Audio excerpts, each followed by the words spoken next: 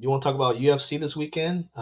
Big fights. Pereira's fighting. I mean, I'm going to take Pereira again until someone can, which I think will be this fight that someone stays toe to toe with him and gives him kind of a little bit of a fight back, like Izzy did.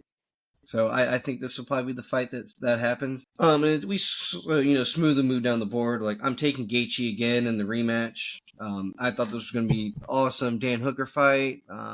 We got that torn. We got that ripped from underneath us. No Dan Hooker and Gaethje. That would have been awesome.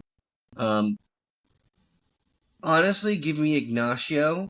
I don't know how to say his last name, but Jalen Turner is, in my opinion, if he loses this fight, and based on some of his last fights, he's kind of fraudulent.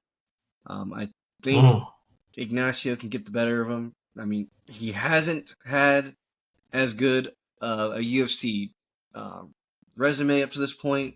However, he's done good of what has been given to him. And honestly, Jalen Turner's been getting slapped up recently. So, no offense, I'm probably avoiding the women. I'm probably going to take a PP break and everything in that point too. Then I'm going to move on to Mauricio Rufy, knockout.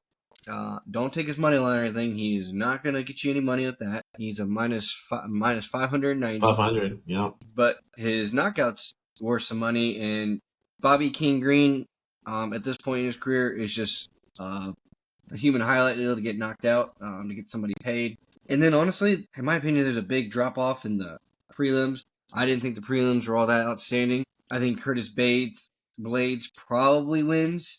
But do I want to bet on it? Not really, because they're heavyweights and anything can happen. And I know nothing of this other guy, but statistically, he doesn't look that bad. And Blades is getting there in age where he can get taken out.